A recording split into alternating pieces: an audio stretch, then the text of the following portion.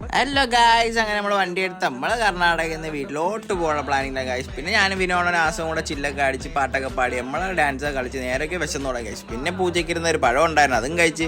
അതും തികയാന്നപ്പോഴാണ് പൂജയ്ക്കിരുന്ന തേങ്ങ ഉണ്ടായിരുന്നു. കുറേ കിടക്ക് ഞാനും ആസും അതും കഴിച്ചു. അങ്ങനെ നമ്മൾ ആ വിശാല പരതാനിയായി വീണ്ടും വിരുന്ന് കിടക്കുന്ന എന്താ മൈസൂർ റോഡ് വഴി നമ്മൾ പോവുകയാണ് ഗായ്സ്. എന്തൊക്കെ തിന്നിട്ട് വിഷം മാറത്തോണ്ട് നമ്മളങ്ങനെ ഫുഡ് കഴിക്കാൻ വേണ്ടി വണ്ടി എടുത്ത് നിർത്തിയ വണ്ടിയുടെ ഫോട്ടോസും വീഡിയോസൊക്കെ എടുത്ത് നമ്മളെ ഹോട്ടലിൽ കയറി ഗായ്സ്. ഹോട്ടലിൽ കയറി നിങ്ങളങ്ങനെ ഒരു ബിരിയാണി ഓർഡർ ചെയ്തു. ബിരിയാണി എന്നൊക്കെ പറയണ ഉള്ളതൊക്കെ വെച്ച് കർണാടക അല്ലേ. ബിരിയാണി കഴിച്ച് ഇങ്ങനെ ഫാൻ ടൈം വാങ്ങിച്ച് ഈ നിൽക്കണമെന്നില്ല ഗൈസ്. ഫോട്ടോ എടുത്തതാ, വീഡിയോ ആയിപ്പോയി, കുഴപ്പമില്ല.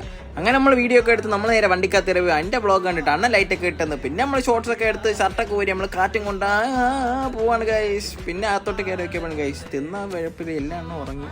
വെട്ടിയിട്ട വാഴത്തണ്ടും പറക്കണ കാറ്റും അണ്ണൻ്റെ പിന്നെ ഉറക്കം പറയണ്ട, വായൊക്കെ തുറന്ന് ഒല്ലിപ്പിച്ച് ഹൂവേ.